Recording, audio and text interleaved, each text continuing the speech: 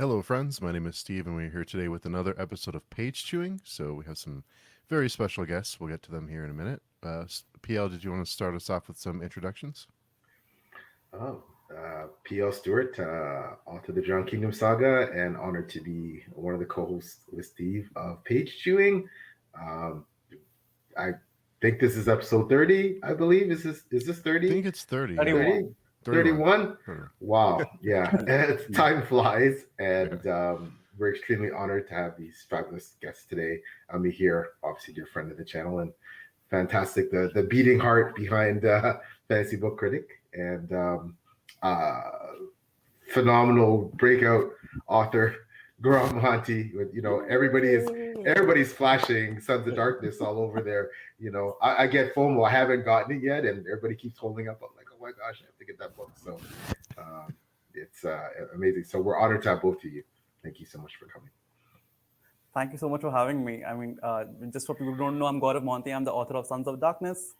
And my Tinder profile says that I'm also a lawyer and a stand-up comedy on the side. But I'm really excited to have this conversation, especially with Mihir, who's really helped my book reach the worldwide audience. So he's like the guardian angel, the whole godmother factor in the Cinderella story. So I'm really happy to join this conversation alongside him. Well, that's totally false, A. And B, hi everyone, I'm Mihir Wanchu. Yeah.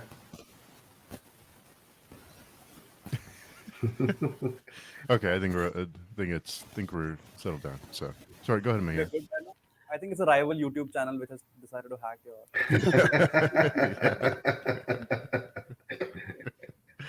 There we go. Well, like I said, I'm Mihir Wanchu, besides the interruption. And thanks to Steve and Paul for inviting me back over here. I feel like, I'm actually, I'm just a hanger-on because it's all about Goro and his amazing book, The Sons of Darkness, which it is truly, truly, truly amazing. And I'm so glad you wrote this, Goro. So happy to and glad to be here. Thanks, Mihir. So, how much does being a stand-up comic help your law career? Does that help with your humor and that approach? Does that help with? No, basically gives me source material for my jokes. No. I just go there and I can't really lash out at the judges, so I just make jokes on them and crack them on the stage. So it's the other way around, not the. My stand-up comedy doesn't help my law career, but my law career helps my stand-up comedy. Hey, but also in India, there's a lot of there's this thing also, right? Stand-up comics often get into a lot of trouble because there's always people who are waiting to get offended. So it's like Gaurav's maybe he might be passing along his cards before the show, hey, to the other comics, in case if you ever need legal help. Yeah, because stand-up comedy is just not a place of hobby for me. It's also like a LinkedIn conference where I just keep handing out my cards just in case anyone gets into trouble. But in fact, talking about trouble, my book itself is controversial in the sense because it's a reimagining of an ancient tale, which certain right-wing groups, which we know it's across every country right now, might get offended with. But so far, I've been lucky that no one has raised the whole ban Sons of Darkness thing yet. But let's see. I think I wouldn't mind it, to be honest, because from the trends that I've noticed, nothing makes a book more popular than trying to ban it. Yeah. It's a good way to get attention. But we wanted to ask you about how cultural myths serve as a basis for modern storytelling. Right. I believe that cultural myths always play a basis for any kind of storytelling, primarily for two reasons. One is that its appeal lies in a recognized form and structure, which the readers recognize. Be it the hero's journey, be it the orphan who turns out to be the chosen one, or the bastard or the lowborn who climbs in the ranks. I think these kind of tales have a timelessness to them that appeal across millennia and across cultures. And the second thing about which I love about myths and cultural myths, for example, is the sense of adventure that they fill you with. I'm trying to imagine myself as this medieval sailor who's been asked to go and explore unknown lands. And I'm thinking, why would I do that? Because I think of the riches, the dragons, the creatures that I might encounter. These creatures who come from the myth tales that have been told to them and passed down generations. So I think mythology has that sense of adventure rooted within it. that just appeals to us all the time. I mean, think about the fact that why do we, and we always associate mythology with something which was written thousands and thousands of years in the past. But I believe that even in this century, we're creating our own mythology. Harry Potter is sort of becoming a mythology for the next, generations to come, and that's because of a sense of familiarity and comfort with that sort of world that has been passed down. Same thing with Modern Family. The reason why we constantly keep rewatching it, it's because it's this nostalgia and coziness that it provides us. I think that's why cultural myths come into picture. That they are cozy and they take us on a ride of nostalgia. So once we build our stories on them, we are basically recycling content, but adding on it a twist that appeals to the new readers. It's like collides the traditional worlds as well as new modern perspectives. I think that's what's fun about it. Sorry, was that too long a monologue? I'm a lawyer. We tend to give long arguments. No, that's great. That's what we're hoping for. So no worries there. We want to hear your perspective. So Yeah, I find it fascinating that apparently the Mahabharata, we see all the Song of Ice and Fire paraphernalia and banners in the background. Gaurav, I haven't read the Mahabharata, but it sounds very much like War of Succession, various Song of Fire ish. George R. R. Martin ish, and is he one of your influences as well? I'm guessing so with all the Stark and Targaryen. That is the background. Is that also one of your influences?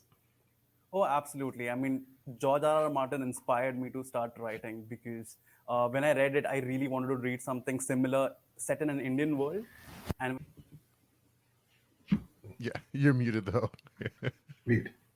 That's better, but you're muted. Yeah. We go. Is this better? Yeah, there we Yes. go. Yeah. Yes. Oh, damn. Down, back up first. Yeah. So I hate to do this to you, but can you repeat everything you just said? Because we didn't hear you. Now you remind me of the judges I argued before. Okay. But I was just talking about like how Game of Thrones inspired me to write. So there's a lot of I have kingdoms. There's a lot of political intrigue that takes place because that's what I wanted to bring down into our into a new story format. Because sometimes the way mythology is passed down, it becomes more like an encyclopedic article. Okay, I think the best comparison I can give is actually Fire and Blood. Yes. George R. R. Martin wrote that. It's a beautiful story, but it's given as a form of like someone is recounting the tale. Yes. House of Blood is allowing us to actually deep dive into the character motivations, what really happened with the characters. That is not really there in Fire and Blood. So that's what I was trying to do with Sons of Darkness. Go into the characters that are considered evil, because Mahabharata is also a religious text. Yes. It's the idea of good versus evil. So I wanted to go into the psyches of characters that were considered evil and approach that subject from there. I hope you guys could hear me this time. Yes. Yeah. So, Gaurav, if you don't mind me asking this, you brought up this really nice, fascinating point of connecting the Mahabharata to George R. R. Martin's Song of Ice and Fire, because that's the big, that's one of the foundational aspects of epic fantasy. But for now, this is a little bit tricky part because for a reader South Asian reader like you, me, we know the Mahabharata. But for somebody like Paul or Steve who are interested in it and who want to learn more, because like you just mentioned, it's the world's longest epic. That's amazing to hear. How did you even consider that to get the Western readers or non-Eastern readers to be familiarized with it or to understand it? How did you kind of plan for it? Because this book is amazing, but it also has aspects of the Mahabharata which Western readers might not know about. So how did you plan for them to kind of understand a text or at least a story which they didn't have access to before? So I think to draw the best comparison, what I tried to do was what Star Trek's director J.J. Abrams did when he tried to reboot the series and created an alternate dimension, so that new audience, the millennial kids, can actually go and watch this and not have the baggage or the legacy of all the show that was there on TV. So that's what I want to do with Sons of Darkness as well. That it's a new world completely with characters taking their own journeys that was not there in the original. So, I mean, it's amazing that Sons of Darkness can inspire other people to actually go and check out the original. Like the way I saw the Star Trek movie and I was interested in seeing what Captain Kirk actually does and who really Spock is and watch the shows. So maybe that's what will inspire. It will inspire people to actually go read the original Mahabharata. And even if it doesn't, it's still a window to Indian mythology, which will hopefully be the exotic new thing for them. Mhm. So yeah, bring in some desi masala and brown curry. Yeah. Had a couple of comments. Our friend Esme is here. Good morning Esme. or good afternoon, Esme. Always good. Hope you're feeling better. Anita's here. Hello, everyone. Thanks for coming by. And our friend Layla is here. She has a question. Did you feel a responsibility to accurately represent characters from the Mahapa, or did you creatively adjust their personalities? I just bought the ebook. Looks interesting. That's a very good question. Let me think. I think I had a lodestone, as in there was this surface level plant, which is a reflection of the character in the Mahabharata. But the roots within it, I decided to like carve my own way and go into the character motivations and create something new.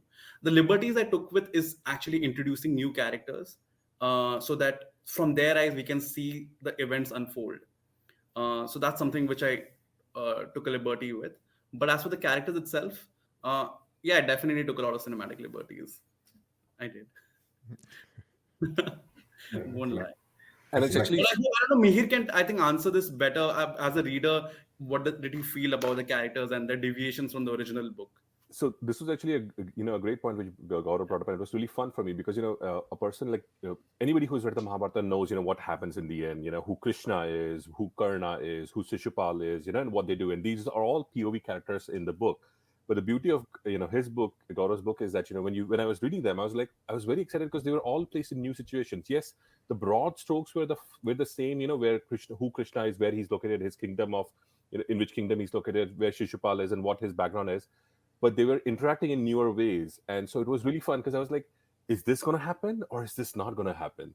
And like this, oh, I shouldn't reveal it. It's a small spoiler because I wanted to reveal a small spoiler point of like how he deviated again from the epic, but never mind, that's a spoiler. Yeah, it was a whole lot of fun, and eventually the end twists were happening. Some like there's this minor obscure thing from the Mahabharata which occurred, which even I hadn't forgotten, and I actually had to look it up. Like, did it actually occur that way? And it actually happens in the book, and that was like a wow moment for me because I was like, how did he even connect that into from some small aspect and made it like a big focal point of the story? So yeah, I felt that it was really amazing what you did, Gaurav, and of course I've repeated this over and over again. Huge fanboy. So Thank you so much. But Leila, you're right. I did feel like there was a certain responsibility, but I decided to shirk it off like a cloak. I was like, it's okay. I'm just going to deep dive because the original is so beautiful that if someone wants to really read that, I mean, I've written that in my author's note as well. That the original is so amazing, people can go read that. I'm trying to do something which is different and collided with modern sensibilities. For example, one of the biggest changes that I've done is I love. I'm sorry, this is a cliche, but I love badass warrior women. Okay. Mhm.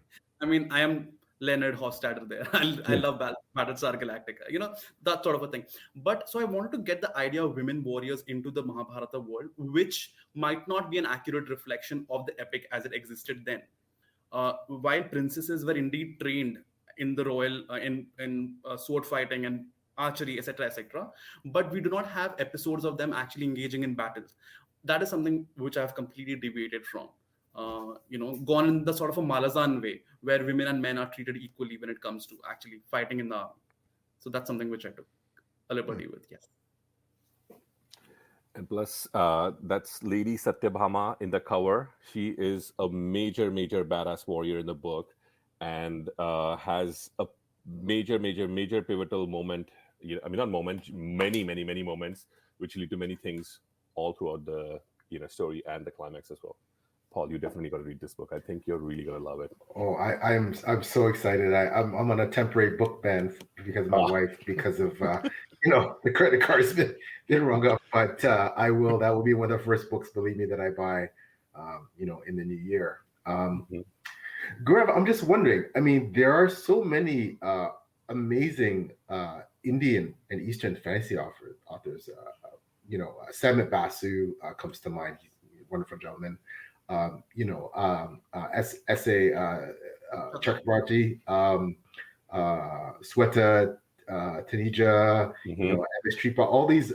Why do you think that there was nothing there was nothing you said when you went looking for kind of a retelling of the Mahabharata, you didn't find it. Like, why do you think no, especially Indian Eastern authors haven't approached that? Is it because the Mahabharata is so daunting, and and I guess it's a companion work, the Ramayana? Like, is there a reason why you think it's never been done before?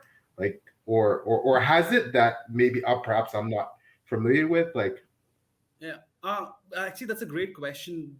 That always bamboozled me because the concepts of fantasy which exists in our mythology are so great that when I started reading the Wheel of Time, I thought 98% of the magical concepts talk about, say, the male energy, the female energy, the whole concept of Wheel of Time itself was in fact inspired slash taken from our Hindu mythology. It's exactly like that.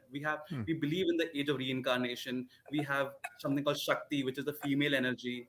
The male energy is called Shaivi. So it felt very familiar to me, and I was not able to understand why have Indian authors not really approached this. I mean, it's kind of crazy that I think I am. That's what everyone tells, and that's what my editor claimed, that I'm the first grimdark author from India, and it's Hmm. amazing. But it's also bizarre that after so many years, it's 2022, and there's a grimdark author who's coming up for the first time from this country. I think there are and you spoke also about other Indian authors. Now, okay, I'm going to divide into two, three things. Okay, first is that we have to draw slight distinction between Indian authors and diaspora authors, Mhm. because in that sense, in terms of opportunities and the market that they have, the publishers that they have, there's a lot more things at their disposal. In India, publishers have no experience with fantasy. Like, I got lucky that three publishers accepted my book, but they wanted to split my book into three parts because there is this apparent phobia of word count, Hmm. and so they were just not like, they really liked the whole idea, they liked the whole idea of the series, but that would mean I have a 5 book plan, that would mean 15 books of like 100,000 words, and they didn't understand the whole concept of epic fantasy. The reason Hmm. why a book becomes epic fantasy, in my opinion, is that it creates this immersive world experience, and that can only happen when you dedicate some pages to it, right? You can't and I had to chop off a lot of stuff. So I guess lack of publisher support is definitely one thing why uh, fantasy as a genre has not been explored within Indian territory. Let me start there. And secondly, if I'm trying to get spiritual and metaphysical about it, a lot of our fantasy elements, which are considered fantasy for readers outside India, are considered religious for us. Are considered part of our own mythology. So maybe no one is thinking of wrapping it in form of a story yet. Maybe, Hmm. I'm not sure. There are a lot of authors who are trying to talk about a mythology. Like, interestingly, fantasy is a genre is somewhat dead in India, but not mythological retellings. Mhm. Like books like Song of Achilles and Circe, we have a lot of their counterparts in India. You have Palace of Illusions. There's this guy called Amish who has Mhm. written on the Ramayana series and on Shiva. I don't know if you know Vaishnavi, who wrote a book called Kaikai that's suddenly doing a lot of rounds. So that's again yeah, that book. So that's also a reimagining of a character from Ramayana. So there's a lot of mythological retelling that is taking place, but not in the playground of a fantasy novel. I don't know the reason why, to be honest, because there are a lot of fantasy readers. When we do go to bookstores, you will find Game of Thrones, you'll find Brandon Sanderson displayed in major window shelves. But I don't know why there are no Indian authors in them. So it's bizarre, but hopefully that will change. So And Paul, just to add a little bit more to what you said and what Gaurav said as well, so before, and I'm just talking from my experience, because this was back when I grew up in the 1990s and 2000s in early India. There actually were not even a lot of bookstores. Like, I used to live in the city of Bombay, which is considered one of the big ones. There are very few bookstores, and when even the thriller and mystery genres where the literary fiction was there, but the fantasy genre was almost non-existent. I can even remember a time before Dan Brown. Now everybody knows who Dan Brown is Hmm. with the Da Vinci Code. I remember reading his first book, oh no, not first, his second book, Angels and Demons, and I was really excited because it seemed really fresh back then. But when I asked around for the authors, nobody or for the bookstores, nobody knew Dan. They would offer me this another thriller writer called Dale Brown. I'm like, no, no, no, not him, Dan Brown. And they just gave me clueless looks. Robert Jordan was there. I remember getting his books, but like we didn't have a lot of, and surprisingly, we got a lot of books from the UK, but not from the US. So we had the English editions of Terry Brooks, David Gemmell, and R.A. Salvatore, but not a lot of the US authors. And again, to Devora's point, because you mentioned this couple of books, The Palace of Illusions by Chitra B. Duvakaruni. It's technically a recent book in the sense that it's 2007, 2008. There's another author called Kavita Kane who has written a book about Karna's wife, who's also one of the POV characters from Gaurav's book. So I think a lot of authors are, and as Gaurav mentioned, like the text, it is the longest epic in the world. So maybe people do get, it is daunting. Imagine, and it's, one way of Mahabharata is described as it's the ocean of stories. There's no central thread. There's multiple threads, and you can look at it from different angles, and it can become like a whole different story. So I think people take a portion of it and they focus on that.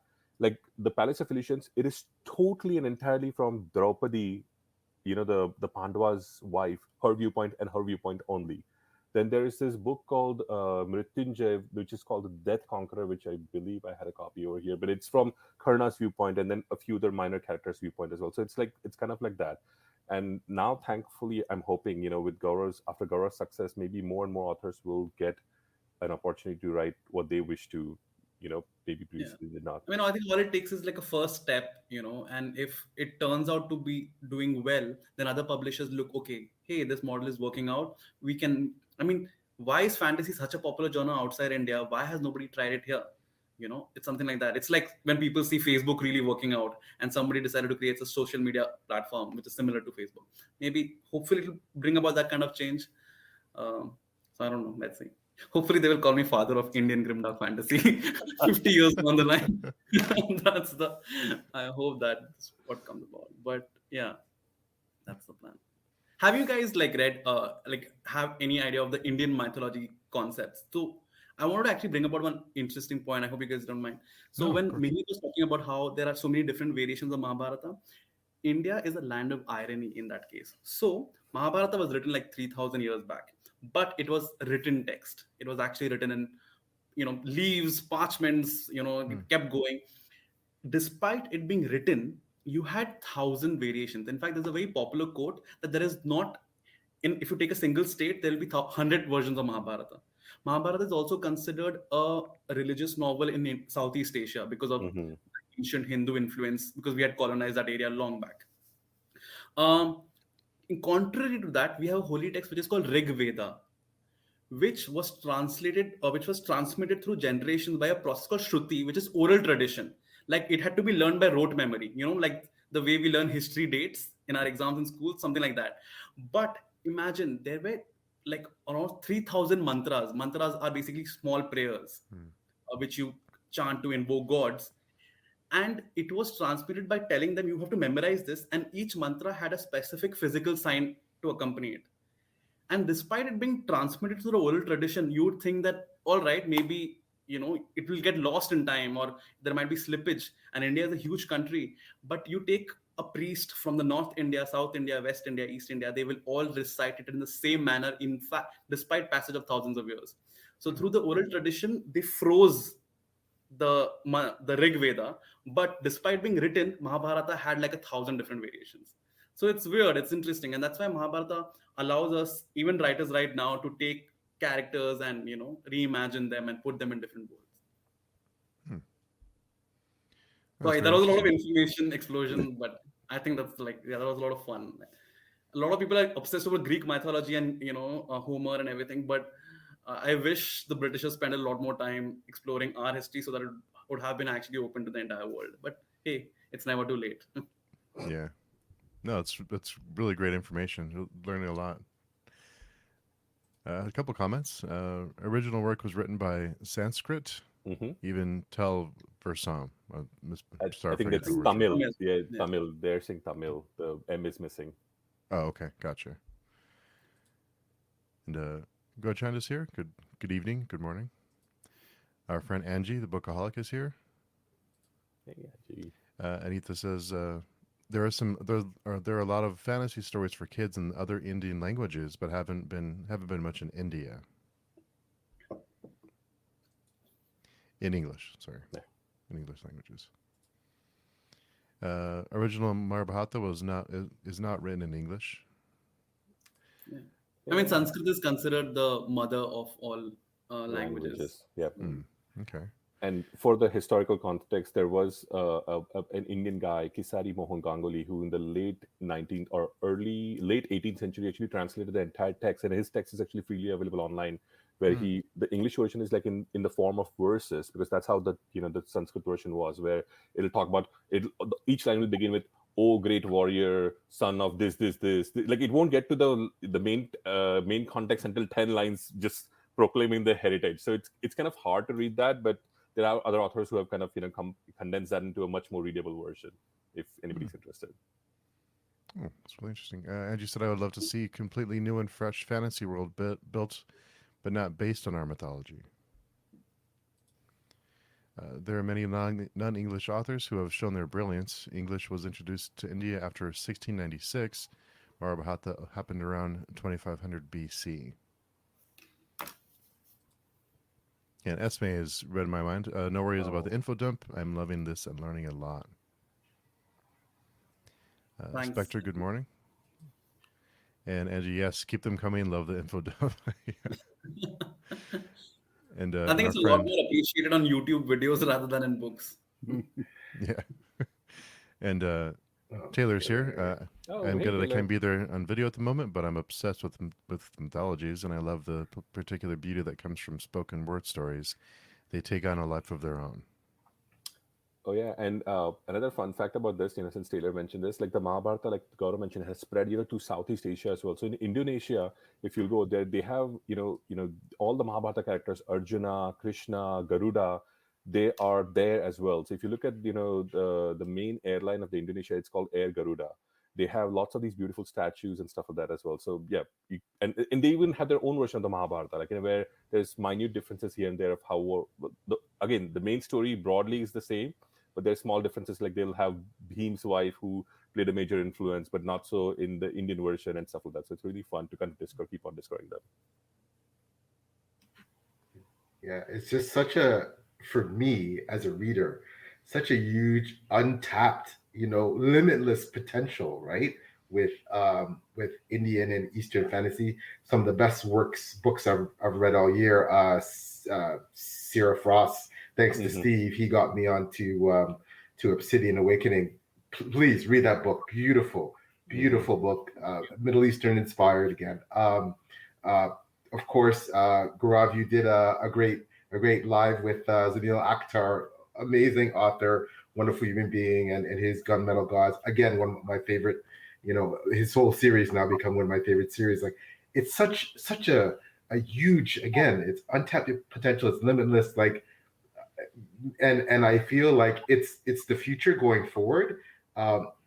Seeing more diverse works of fantasy from not just medieval European inspired, but from all over the world. And I think that's the future of fantasy, right?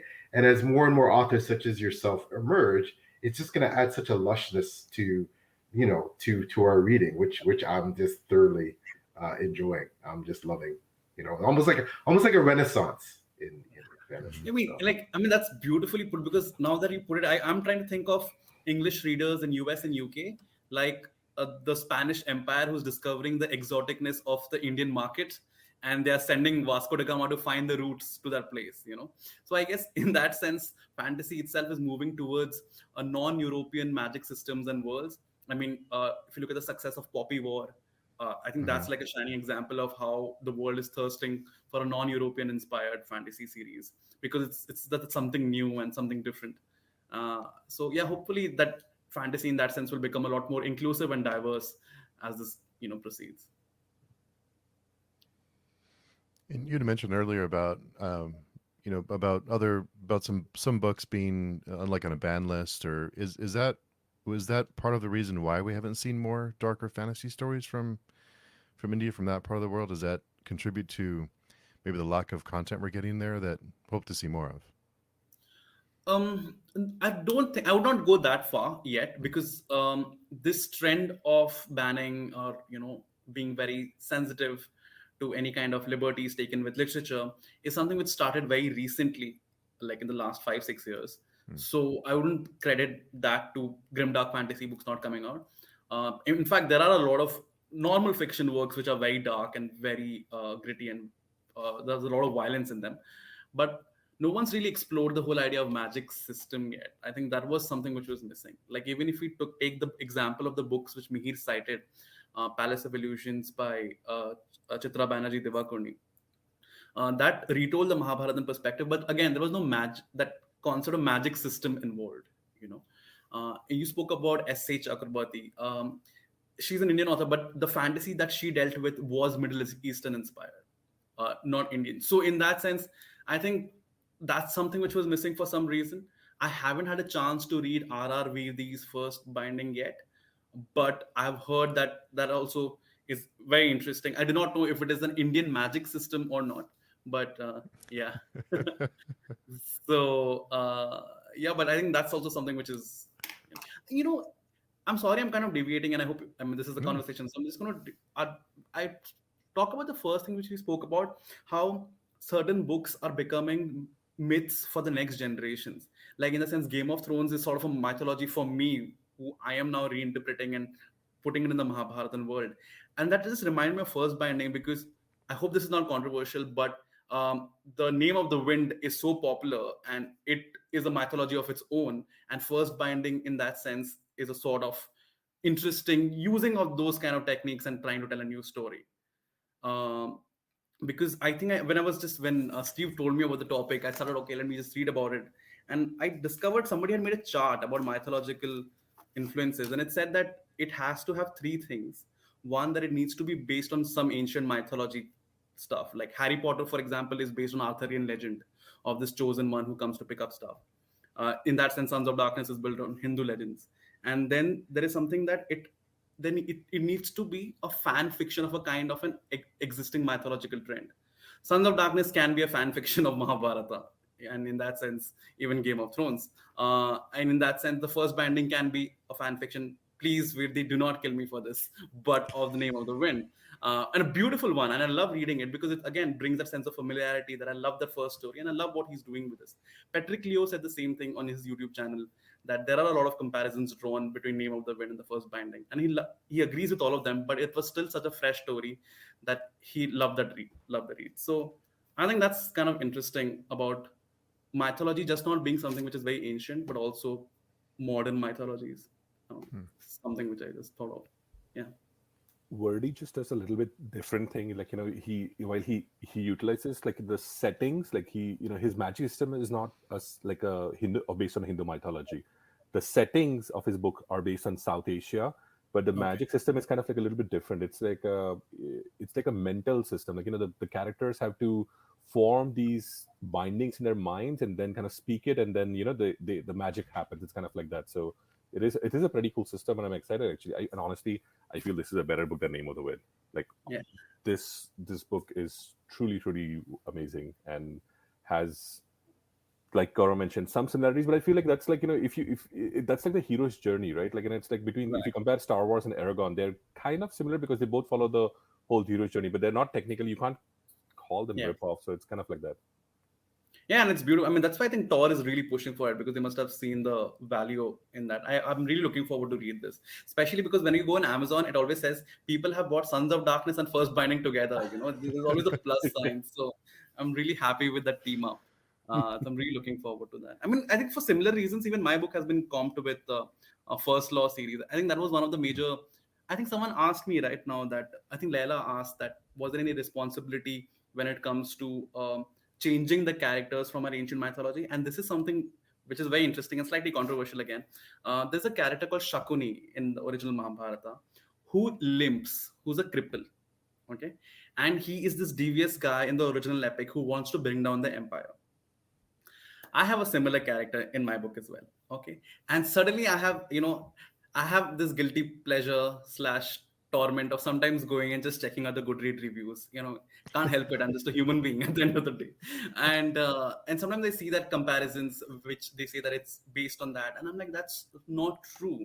I mean, of course, since Glotka is such a beautiful character that it has become part of this modern mythology, people don't know about Shakuni, right? But people think that Shakuni is completely based on Glotka. But the journeys are completely different. Both Patrick and Mihir have said that in the review. But I get I get it. I understand.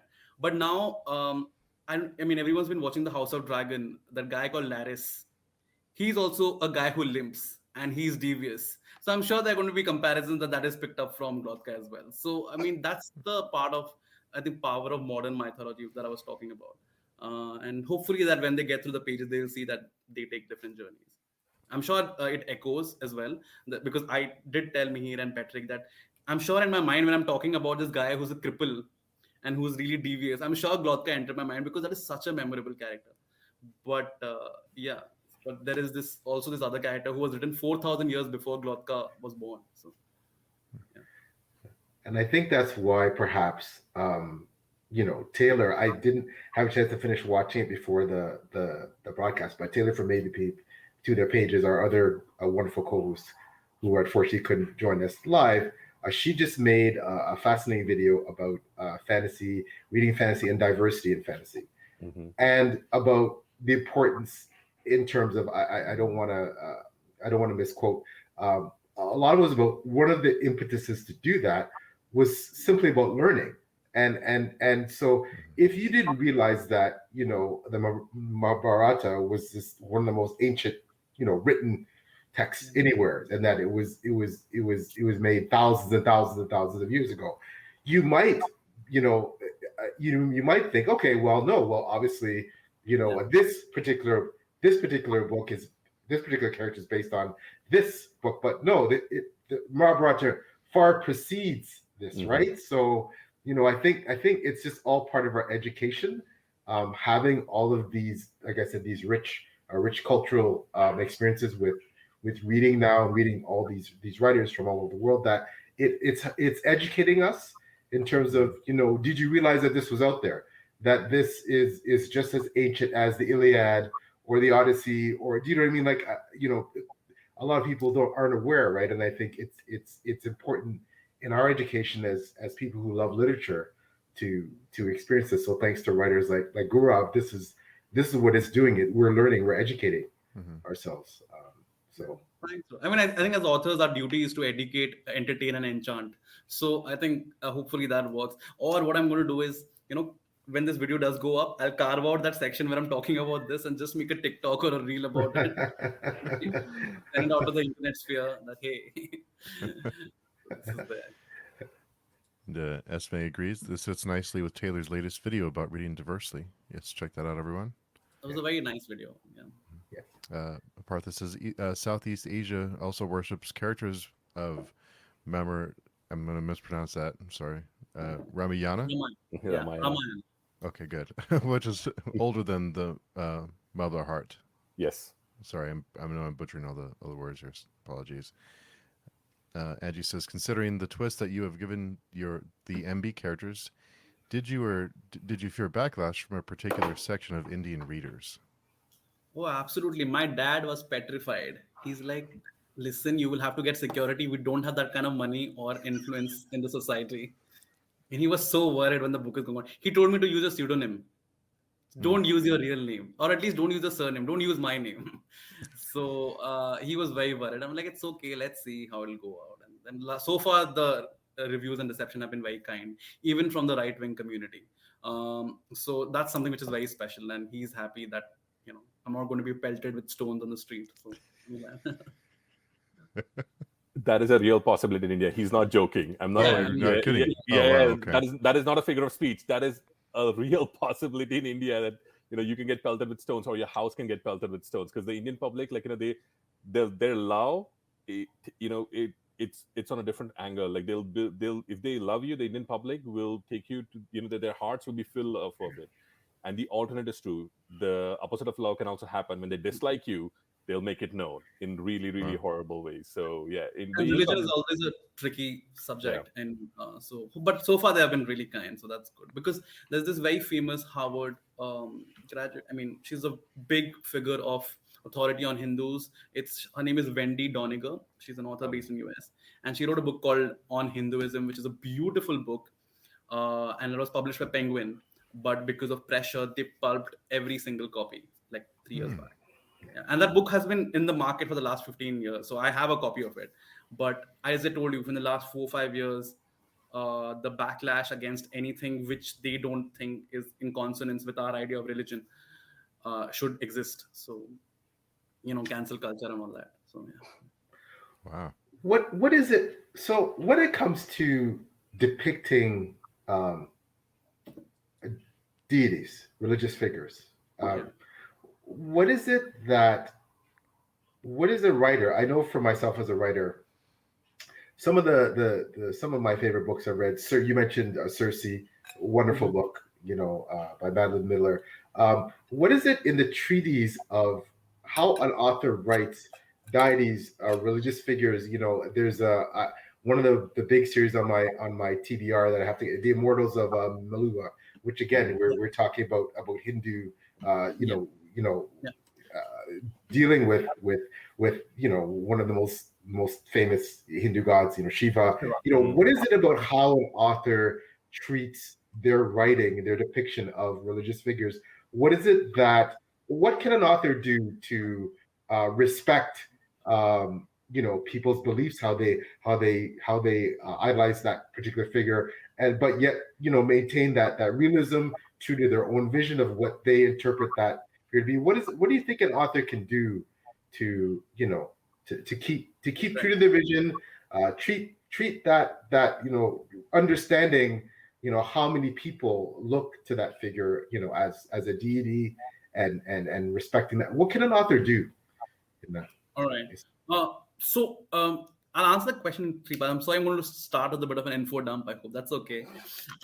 So the Indian gods, just to give a 1-minute crash course, we had a pantheon which kind of permeated into the Greek culture. Like every god we have in our pantheon which existed back then has a corollary in the Greek pantheon. Like the Greek pantheon has Zeus, we have Indra. They both were very lascivious people, lecherous gods who went after women. Indra was exactly the same. And similarly, we have because around that time, gods were always created around elements of nature, thunder, lightning, fire, sun, moon, etc., etc. We had a very similar concept. But over the years, the pantheon in India it kind of relegated to a secondary status. And the concept of three main gods came into picture. One is Shiva, who's called the destroyer. One is Vishnu, who's called the preserver, and one is Brahma, the creator. So you have the creator, the preserver, and these three are still worshipped a lot right now. In a way, the old pantheon, the Greek pantheon, a corollary in India, has been forgotten, which allowed me to wreak havoc with their interpretation in my book, because hey, we are forgotten. So that kind of allowed me. Talking about what an author can do to respect. One thing is that, as an author, I just wrote for myself. I just want to read what I write. I really wasn't thinking from the perspective of how readers will receive it, as long as I was having fun with it. When I started proofreading it, all I wanted to ensure was that I am not being insensitive to something which needs protection in society, like a discriminated class. Because one thing which I've done in my book, so India had a very, the UK world, the European world had a feudal system, right? Our system, which we had and US had racism, right? India had something which is called a caste system. Our society was divided into 4 castes. And the idea initially was novel, that whichever profession you choose, you belong to that caste. But then over the years, the priests, who used to be from the highest echelon of the caste, made it a rigid system. And it was like, wherever you're born, you cannot change your profession. And the lowest caste it was really discriminated and really subjugated. So I didn't want to, so that's why I've changed the name of the castes in my book. Like Brahmins have become Namins. Kshatriyas have become Sharjas. So, Kshatriyas were the warrior class. The Brahmins were the priestly class. So I've changed their names just so that I can imagine how for the subjugated community, which has been subjugated over thousands of years, it could be a sensitive thing. Like Karna, who's a major character in the book and who, Mihir and Patrick, they love, is actually a lowborn, who's considered from the lowest character. And he's a hero. There's a hero's journey for him as well. But I still did not want to, because I know the historical baggage that exists. And as personally, I did not want to use the actual term, the denegatory term, which was used. So I changed the name. So these were the things which I did to ensure that, Like if I were that person, I wouldn't be hurt. But when it comes to DTs, yeah, I think I went all out. I was like, hey, I'm just enjoying myself. So, in fact, there's one thing funny which I did, and this was sort of an Easter egg. So, one of the gods who's introduced at the starting, his name is Thorin Drazius. Okay, it's Thorin space Drazius. And I told Mihir a lot later on that it's actually, if you put the words together, it's Thor, Indra, and Zeus, their names amalgamation, who are the god of thunder in Norse, Greek, and Hindu mythology, respectively. So all the devas are sort of named in this wacko fashion. And also, just to add to your Gaurav's point, PL, from a reader perspective, because I'm not an author, so I cannot speak for that perspective. But like from a reader perspective, like you mentioned, Amish Tripathi, the book, what he has done is like, and in India, the one thing which I want to highlight is that in Hindu mythology, it's unlike Abrahamic mythology where you cannot depict gods. There is nothing like that. There is no statuette. There is no compulsion that you cannot depict gods. You cannot. The only thing the Indian readers, viewers, or the Indian public expects is that you treat them with a modicum of respect. You can make you can have like a comedic show, that is okay, but you cannot disrespect them. So which is why, and I'll bring a specific example. I don't know if you all read Dan Simmons. He has written a book, which was set in Calcutta, the city, and it's kind of like a horror book, and in which he's kind of he's kind of shown Kali, which is a goddess who's shown to be who's a little bit of a I don't want to say warrior goddess, but she has an angry side to her. And the eastern parts of India, they really respect the goddess Kali. It's like a big thing. But Dan Simmons, the way he's written the book, again, totally speaking from a person who's read it, like when I can read it, I understood what he was going with, but as an Indian, when you read it, it can be a little bit insulting the way he twists the myth of Kali or the goddess Kali into and again, not to appear spoilers, it's a very weird thing what he does over there, and I can easily see people taking offense at that, like how dare you do that. But at the same point, to Gaurav's book and to Amish Tripathi's book or to Chitra B. Divakarani's book, they've approached it as people who then became gods or who then became legends, but then they didn't denigrate those personalities in any way, so as to speak.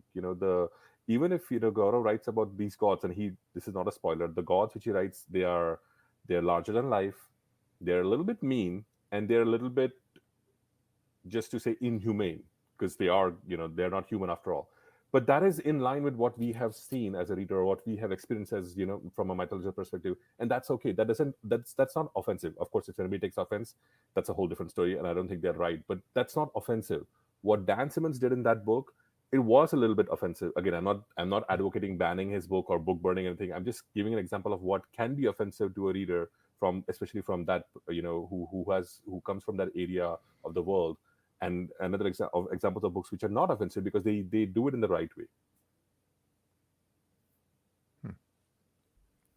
I mean, sorry, I'll just build on that point again. Like there are other books, but I'm not going to take names, but in the sense, I think it all Stuart comes down to the fact that if it is done organically, feels like a part of the story, and it's done, and you're writing just for yourself rather than to prove a point, it will read very well. Because there are books which have come out, again, retellings and reimaginings of our ancient tales. See, for example, I wanted to have badass warrior women, right? Because I bring up a sort of a feminist thing, which is great. I'm self-praising myself. Fuck narcissism. Okay, but there are some authors where the feminism became so forced that they turned very pivotal characters anti-women, which they weren't. So then that kind of turns a little offensive to readers who have not seen that ever happen. For example, okay, let me try and give an example from the Greek mythology perspective. If someone writes a book where they say that Zeus took consent from every woman, that will not be believable to anybody, and that will people will have issue with that because that's not correct. So that's wrong. But so that's what I wanted to show, that maybe I think the best way to respect readers is to, when you're relying on source material, and even if if it's slightly changing it, if you're doing it organically and you're not trying to force feed an opinion, I think the readers understand that. A couple of comments here. Layla says, I agree, our modern books and shows are our myths. And our friend Joanna's here. Late to this chat, I really enjoyed the book. Finished a week ago and still thinking about it. Thanks, Joanna. And Layla says, yes, this reminds me of Edris Sabanowski's The Witcher. He has based his scenes and chapters on European folk tales, but the characters are different. They are symbolic, but of the theme, but different. Was The Witcher an influence for you, Gourav?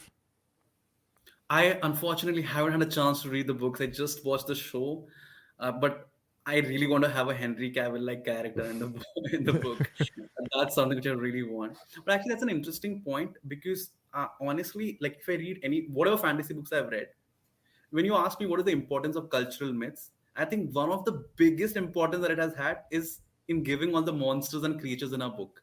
Mm-hmm. I mean, apart from Malazan, I don't think I've read books which have completely original monsters in that sense. You know, because I've read a lot of books like, you know, there are dragons which obviously come from our past. You have the gorgons. I mean, take any creature which was mentioned in the Kings of the Wild, because you know that's like a fun book on different kind of creatures from every kind of mythology, and all those characters are based in mythology and are part of different books. But very few books actually come out with completely new characters. Even Harry Potter universe, J.K. Rowling took a lot of effort in going around different cultures and having those characters from their mythology. Like if you look at the Forbidden Beasts movie, so in that when they go to America, the Thunderbird which comes, it's based on their Native American mythology. So that's very interesting. I think that's one of the biggest contributions to mythology to modern fantasy is their zoo. There's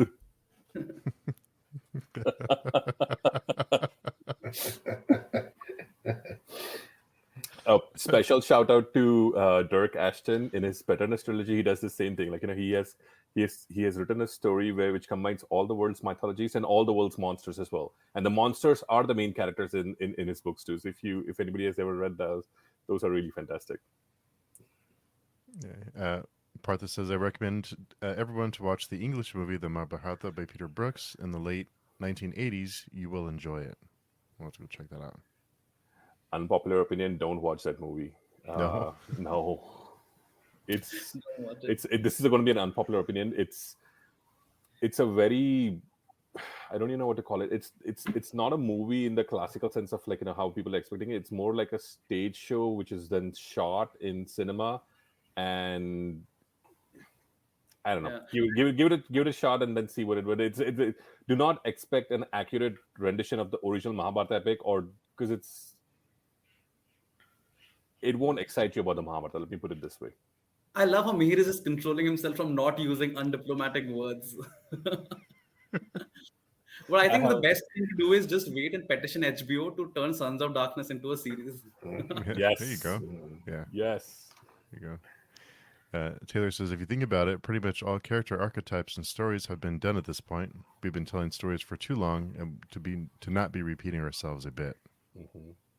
I completely agree. It's all about throwing a fresh and inventive spin on. Well, you know, I read about Atlantis. You know, I mean, how many times has Atlantis been done, retold, you know, reimagined? There's nothing wrong with you know, I you know, sometimes in our pursuit of trying to be innovative and original, you know, we forget that, as Taylor said, it's all been done before. We're just putting our spin on it, right? And there's nothing wrong with that. You know, I think that's why grimdark as a genre has become popular, because it is doing the same thing but from a different camera lens, so as to speak. So I think that's the reason why it's become so popular, or that's why I love reading it. So yeah.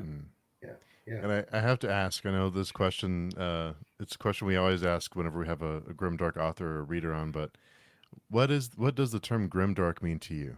Because everyone seems to have a different opinion on it. Okay, I will confess I copied this from Wikipedia because I read somewhere, but I think it's anti-Tolkien. I think that's the shortest summary of it. It's just that because I mean I think everyone knows in their own hearts that nobody is divided into good and evil. Everyone is just responding to the choices, and everyone is a hero in their own story, or a villain in their own story. So I think that's what grimdark really does, is that it just writes great characters and makes them respond to choices. Whether they're evil or not is so ambiguous that it's not a line drawn in the sand. And I think that's what makes it so realistic. So yeah, that's what grimdark is for me. And of course, they do not shy away from depiction of violence, because it is what is real, you know. at this point, I'm just going to like bring about this interesting, very bizarre fact that if you go and check on Goodreads, the reviews for A Game of Thrones, the top three reviews are 1-star ratings, because they speak about why does it have to resort to violence and so on. And the fourth most liked review is of Mark Lawrence, who says, I can't believe people are rating it 1 and that is so popular. And the reason is because of gratuitous display of violence and incest and things that happen. And those reviewers had a problem saying that, yes, because George R. R. Martin has, when he has defended these scenes, he has said, because that's what used to happen then. When we create fantasy, there's a magical element, yes, but it's always rooted in reality. And it's a depiction of the times then. But these guys said that, since you're a writer, you have the liberty to not show these scenes, etc., etc. Of course, it's their choice, it's their prerogative. But I think that's what Grimdark does. It does not shy away from the reality. And I think that's what is appealing to a lot of readers these days. But I'm sure the cycle turns, I think I wrote this in some article because technically Troy is grimdark. I mean, the Iliad is grimdark. Mahabharata is very grimdark. And even if you speak about Ovid or Dante's Inferno, they're all very grimdark books. And that was the genre then, Black Plague and etc. etc. After Black Plague, you started having really noble kind of books like the Narnias, very moralistic lions, so as to speak. And I think the cycle, like the wheel of time, will keep turning. Grimdark will become the trend, and then people will start inching towards books where they just want a cozy fantasy where a hero is right. And I don't know. That's my opinion, I think. Yeah, that was excellently, very succinctly said. Anti-token. I totally concur. Gaurav, I wrote a piece in Story the Guide, a great writer influencer. I actually, he asked me to write a guest blog, and that's what I essentially said about Grimdark, that it was a backlash to Tolkien and the more sanitized, high epic, the hero's good looking, perfect, I think the popularity of Grimdark, and Steve did an amazing video on what is Grimdark. I recommend you all to check it out if you haven't read it. I think, as you just point out, Gaurav, we've almost already seen the pendulum swing back. The popularity of Travis Baldry and Legends and Lattes and all these cozy fantasies coming out because, oh my gosh, I've read enough dark stuff now. I'm traumatized. I can't read anymore. I have to go read something, where nobody dies and everything's, everything's lovely. But we can have all of those. They can coexist, right? We can have cozy fantasy, love it. We can love grimdark and gritty, morally gray, ambiguous characters, and we can have more high epic, more if you want to call it sanitized, fantasy, which doesn't perhaps depict the realism and the grittiness of the darkness. It's all great literature, right? We can have them all, and I think that's, we have to realize that and appreciate all of them for their strengths and the things that they bring to the table. And I think as a reader, everyone's taste is unique, and we don't have to like everything. But we can potentially like a lot of different things, right? Which is, you can watch a serial killer movie and then go to watch The Secret World of Pets. Yeah, yeah, exactly. Also, a hashtag Malasan. I was wondering where you're going to mention Fear. I'm outnumbered on this panel. See, I know that. I did just because of you, because I love you. I didn't mention it, but I actually think Gaurav brought up Malasan first, so blame him. Wait, I don't know the context behind this. So, amidst this panel, Gaurav, Steve, Paul, and you're all people who love Malazan. I'm the only person who's read Malazan's first 5 books and then decided it was not for me. I never recommend Malazan to anybody just because it's not for me.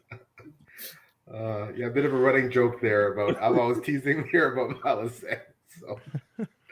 I've also just read 6 books, or 5 books rather, and I don't know. Udinas, there's a character called Udinas. I don't know if I'm pronouncing the way Steven Erikson wanted, and he is such a crybaby. And I'm at that place. I'm like, why does he keep crying all the time? But Philip Chase then I think said something as to why that character is so important. And in fact, Steven Erikson loves that character, and it's amazing. That's what I was trying to show, that there's so many reader perspectives that exist And I think Marathon is just a beautiful world. But I'm going to confess again that when I read the first book, Gardens of the Moon, I had to wiki the magic system because I was not understanding what's happening. And then there was this nice thing on the Warrens, and I understood what Tata Sale was trying to do. And yeah, it was fun. We did pretty good. I really enjoyed reading the book. Very interesting. Once you start reading, you cannot stop yourself from reading it up to the last page. I will recommend others to read. Looking at all the surnames, I think my dad has just broadcasted it to all his friends. It's my entire great lineage. So every time I see the surname, I'm like, could you at least change the surname?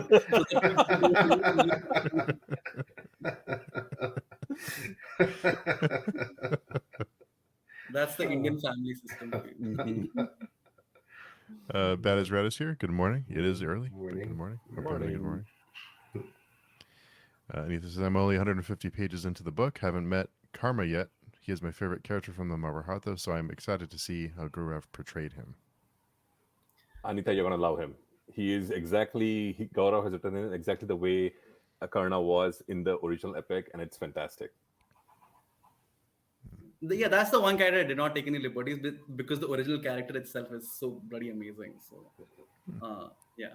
Yeah, if you love anti-heroes, or if you love people, conflicted heroes, or if you love heroes who have to, who strive to be heroic in spite of the world and everything being against him, that's Karna in a literal nutshell. So if you all like, he's my Jon Snow, but much cooler than Jon Snow as well.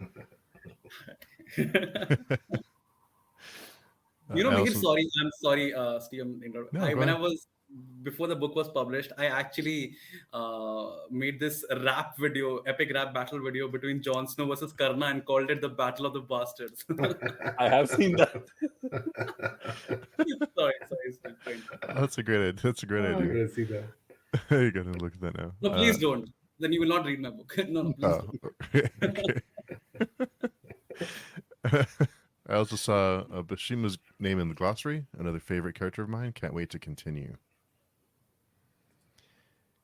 And Karma is my favorite too. Cooper nailed it. Layla says, regarding the film, the Mahabharata, it is probably like so many other film adaptations. They are rarely as good as the original, but it can inspire us to read the literature. Brad Pitt's Troy did that for me, though, for definitely Greek mythology, because that movie, I know that a lot of people had a problem with that movie because they completely eliminated the idea of gods and, the political intrigue. But he was so cool as Achilles. Yeah. That just, I got introduced to Circe's Song of Achilles and then Stephen Fry's Mythos series. And it was just an endless pool. It was amazing. I completely agree with you, Leila. Joanna says, I loved Karma's introduction. He's a fantastic character. Thanks, Joanna. Our friend Bo is here. I think Cozy Fantasy is popular right now because of the pandemic. Was like living in grimdark story during the thick of it. Yeah. What does everyone think about that? Is that part of why Cozy Fantasy and lighter stories are kind of gaining popularity now?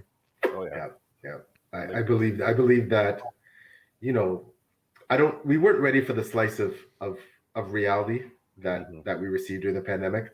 And because for most of us, we've never lived through a pandemic, people who had been born, approximately 30 to 40 years before.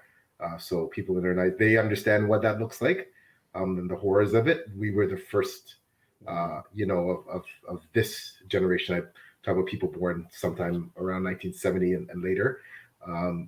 So I feel that, as much as, again, the trend, we talked about grimdark and why people were looking to read grimdark as opposed to, the more, idealized heroic fantasy, I think at the same time, in the midst of loving grimdark, then we had our own real grimdark reality confront us.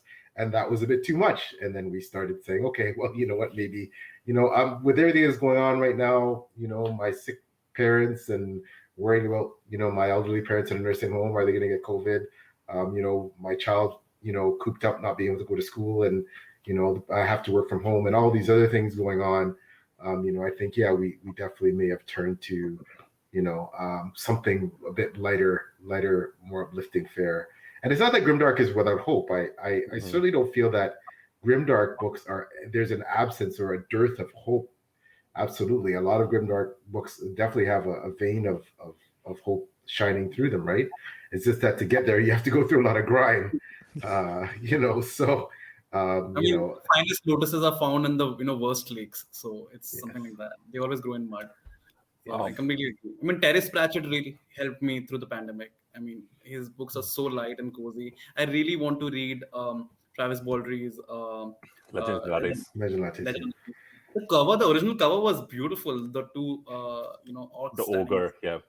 To draw a was historic parallel, J.R.R. Tolkien went through the First World War and the Second World War when he started writing The Lord of the Rings. So, it's kind of funny that, after seeing the horrors of the war, he wrote this ultra heroic, traditionalist fantasy. And right now, I think, and to Paul's point, I think you can only read grimdark when things are going right in your world. When things are going right in your world, when you're in a good mental space, you can face the horrors of the book. But when things are absolutely horrendous around you, you don't want to be surrounded by, you don't want to dive into a book where horrible things are happening on the page, which is why I think cozy fantasy is coming up even more right now, because the writers who perhaps, were just in horrible minds, because they want to go set up they want to write in worlds which at least offer some semblance of peace or semblance of honor or dignity, which is why I think now we'll have a lot more cozy fantasy. Did you all see this book called The Book of Zog by Alec Hudson? It's a Lovecraftian cozy fantasy. And it works. It's truly the main character is a old one, but it's not old. It's a new old one. And his name is Zogrus. And he's led into this universe. And it's actually a cozy fantasy, and it works really nicely. So if you haven't read it, check it out. This is the absolute limits of cozy fantasy when you have a Lovecraftian old one as the main character, and it's cozy fantasy. That's a good comp. But Mir, on that note, when the pandemic did start and was on its peak, if you notice, at least on my Instagram suggestions and Amazon suggestions, pandemic-related books on plague, they became very popular as well. Like World War Z suddenly hit the charts again, and the movie was the very bad adaptation of the book, but it became very popular again. So I guess there are so many kinds of readers, as Stuart so beautifully put, that it's a huge space where we all coexist. Because while I definitely went for Terry Pratchett during the pandemic, a lot of people decided to read about a zombie plague while in the middle of a plague. So it's amazing. I think, it's interesting. That's really interesting. Joanna says, I love Malazan, but I don't recommend it to everyone. Joanna, I love your videos with Philip and, Fantasy Dragon Critic. Sorry, I think I'm getting the Critical Dragon. AP Canavan, yeah, wonderful. Yes, yeah, he's amazing. Great. He's amazing. Yeah. So is Joanna. Joanna is wonderful. He's wonderful. And Philip has this traditional, that look which he carries, right, with the blazer and a professor. He's like the Robert Langdon thing from Dan Brown, I think. Mm-hmm. The only thing missing is like a Mickey Mouse watch. Yeah. Jeremiah says Krishna was the first superhero. I think Ram was the first superhero. Or Ravan, if you really want to twist it up. Taylor says a bit of a different topic, but Gourav's cover absolutely slaps, and I was wondering how he snagged that fantastic art. Oh, this is a fun story. So, so basically my publisher is very small and very indie. Their budget was almost next to nothing for the cover. But I mean, I know there's a cliche quote which says that we don't judge a book by its cover, which is fair, but a good cover is a window into a book, because especially when you have such beautiful, amazing books everywhere, it really helps. The covers, boss cover. Yeah. So I really want, and at that point of time, interestingly, I saw S.A. Chakraborty's book, because that time I was trying to look for Indian fantasy authors, and I came across S.A. Chakraborty, and I really loved her book covers. And from there, I researched a lot into who's designed it. And I found Michaela, and luckily she had gone freelance around that point of time. So I reached out to her, and she was so kind to take this project on. And I'm glad that cover turned out to be what it is. It was awesome. Yeah, it's gorgeous, absolutely gorgeous, and it's so pretty. At some point of time, how books have to put reviews on the front. Like almost every book has that. You have a review in the front. Mm-hmm. I can't disturb this cover because it is so perfect. I do not know where to put it. I think I'll have to take out my own name to put my review somewhere. It's beautiful. I keep obsessing over it and trying to take book Instagramish pictures for the book. So it's a lot of fun. Hey, maybe a hardcover special edition might with a different cover might be there might be some space over there. So keep that in mind. Yeah. Hopefully, fingers crossed. Fingers I think crossed. that's why it's different. I think I don't know if you guys know. I mean, he knows this that in India, hardbacks is rare. If you sell a million and million copies, that's when the publisher decides to go for a hardcover, which is very different outside. Like in the sense, everyone goes for hardcover first, and maybe then you have like paperbacks on the side. So I'm hoping that Sons of Darkness, like manages to reach a place where it's available in hardback as well. In fact, a lot of the readers, like there was a reader from Slovenia, there's someone from US who reached out to me personally and asked me if I can courier them the book from India because they wanted the colored edition, and I was very happy to do that. And yeah, that was fun. Oh wow. Yeah. And Anita is a fan of Legends and Lattes. Taylor says bad pandemic romances really took off, for better or worse. Kissing the coronavirus was a big one. Yeah. I think there was a book title called Love in the Time of Corona. I mean, which was like a rip of Love in the Time of Cholera. Cholera. So, yeah. Kudos to the author for thinking of that and being the first one to put it out. Absolutely. Capitalize, I guess. Jeremiah says, I feel the same about Baker, like his books, but I don't know many people who would like it, so I don't recommend it. I love Baker. Yeah, I really like his stuff. But would you say, Paul, that there's almost like no hope in Baker or Backer's books, right? Like it's one of the bleakest books out there. Literally one of the bleakest books out there. And I'm saying this as a person who likes Baker. I'm not like, he's truly, what he has done is fantastic, but his books are hard on the brain as well. You can only I don't think you can read them back to back to back. They make my brain hurt. Yeah, I agree. I totally agree, Mihir. I loved it. I've only read the first book, but I found it extremely dark. As not quite as complex to understand initially as Malazan. And initially I liked the first book better than I did Gardens of the Moon. So series wise, but I've read more of Erickson now, so I'm really getting into it. But extremely nihilistic, very, very brutally dark. Steve, you've read I took a pause on purpose from as much as I loved it. I like Mihir, like you. I loved the first book, but I actually said, "Oh, you know what? I'll come back to that, and I'll have to take breaks between." No, I think that's why now we have subgenres even of the grimdark world. Like you have bleak grimdark. There's something which I wrote, which I think I saw it in Patrick's review. It's called Filthy Grimdark, which is Michael Fletcher's first book, which I'm reading. Like, this man is so demented, but he's a sweet guy. I'm like, don't want to be trapped in the same room as you ever. Like the things you can conjure up with. And my book is epic grimdark, and there's just so many different kinds of grimdark also that's coming into picture. So that's fun.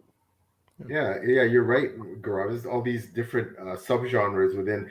People refer to my books as moral grimdark because of what the topics I delve into: racism, colonialism, homophobia, things like that. But when we look at books that are bleak, I think the one thing that we have to realize too is that a lot of times we read books that are bleak because there's a sense of catharsis. Sometimes we're just like, oh my gosh, well, I thought what I was going through was bad. Well, what this character is going through is much worse. Or it helps us understand some of our own trauma because we see some of these similar experiences that these fictional characters have gone through that we can relate to. And there's all kinds of reasons why we really cling to grimdark. But I do love a book that has compelling themes, right? And grimdark typically explores compelling themes. And it's hard to hook me as a reader unless you're discussing issues that really grab me.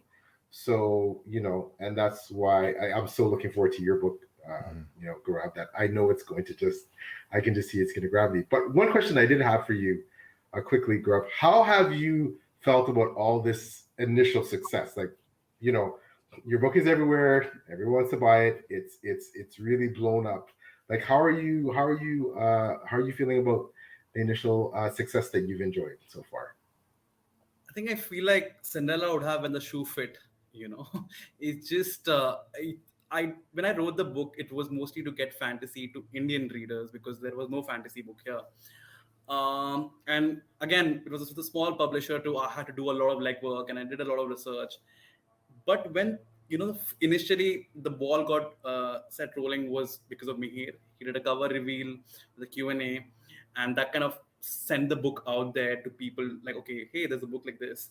And then slowly people started buying it, and then Patrick's review came in, and then it again somersaulted on Goodreads, the TBR list. uh, it's still unbelievable the fact that this book is doing so well outside India. And I mean, so far, when I just asked the stats from my publisher, that the book has sold a lot more outside India than inside so far. And so that's something which is unreal. And I'm really happy that because of this book, if there's one thing I can really claim success to, is because of this book, Indian readers know there's something called grimdark, and it's a cool name. It's like, I know there's dark fantasy and there's grimdark, they both mean the same thing, but grimdark has this cool biker vibe to it. So I think that's what people are finding out, and they're discussing, okay, this is fantasy. When I speak about the fact that this is based on A Song of Ice and Fire and the Malazan series and the First Law series, it's taking them to those books, because I think this genre can grow together as a whole, not just because of this one book. So when they start reading this, maybe they watch this video and hear us talking about Legends and Lattes or Terry Pratchett. They might go to those books, but that way the fantasy books will start circulating in the Indian book market, and this genre will finally come back to what I believe is its birthplace. Ethan said, "I want that copy from India. That's why I'm reading the ebook now. My friend will bring that copy from India in a couple of months. I live in Canada now." Oh, you live in Canada, Anita? Oh, where? Oh my gosh! I always get excited when I fellow Canadians. Yeah. Speaking of Fletcher, he's Canadian too. So Yes. watch out for those Canadians. Yes. Yeah, we're dangerous. And Backer as well, right? Backer's Canadian. So is Erickson. Erickson is Canadian. There's a Canadian guy. And this does not line up with any of the jokes that Ryan Reynolds cracks on Canadians, right? Like, they're all so docile and so nice and such good-natured people. Yeah, pleasant. Yeah. Jeremiah says, "I like that there was a reaction to grimdark. Some are calling it hope punk." Esme says, "Us readers really love to come up with new boxes to put our books in." Yes, we do. True. Can confirm. And Ethan says, Toronto, fantastic, nearby me. So only 3.5 hours away. So I was born and raised in Toronto. So love Toronto. Cool. So I get the feeling we can talk for hours, but I know all of us have lives to live. But Gourav, there's a question I like to ask all the guests is, what was your first job? Well, my first job, I was lawyer. So I think I started writing this. We have a concept which is called Day Zero. Like, in our final year, on the first day, we get placed with different law firms. And I got lucky and I got placed in the first day. And so that suddenly, like, I had a lot of time then because I didn't have to go for internships and try and look for jobs. And I just thought, okay, hey, why don't I use my time productively? And I wrote the first chapter of On the Darkness. And then I started balancing that with a law firm job. Whatever they show about lawyers on TV, it's not as glamorous. It's definitely more hardworking than that. So it was a little difficult, but it was a lot of fun. So this book took 4 years. And but yeah, I was a lawyer throughout, and I hope to continue to be. Just taking out, I had the bucket list that before I turn 30, I'll take a 1 year off. And luckily that coincided with the release of this book. So that's fun. And I'm trying to experiment with different professions right now. Yeah. Nice. Awesome. Gaurav, should we keep an eye out for you for India's next comic or the next season of India's next comic or something like that? Oh, I will definitely get banned then. Yeah, don't do that. Don't do that. But I wanted to thank everyone for coming by. Gourav, it's been a pleasure. I've learned so much from just this really short conversation. So thank you so much for coming by to visit with us. Where can people find you and your work? Where's your social media platform of choice? Okay, so this is the fun and embarrassing portion. My Instagram handle is The King Beyond the Wall. I didn't want to change it. I kept it years ago. So when people ask me, is Game of Thrones something that really influenced you? I'm like, yeah, my IG handle is still The King Beyond the Wall. So that's that. And my Twitter is Mohanty Gaurav #7. because, like Voldemort, I believe in that magical power number. And or you can find my email address on my website, www.gauravmohanty.com, which I created after a lot of painstaking YouTube tutorials. It was horrible, but I think it looks pretty now. So go check it Yeah, out.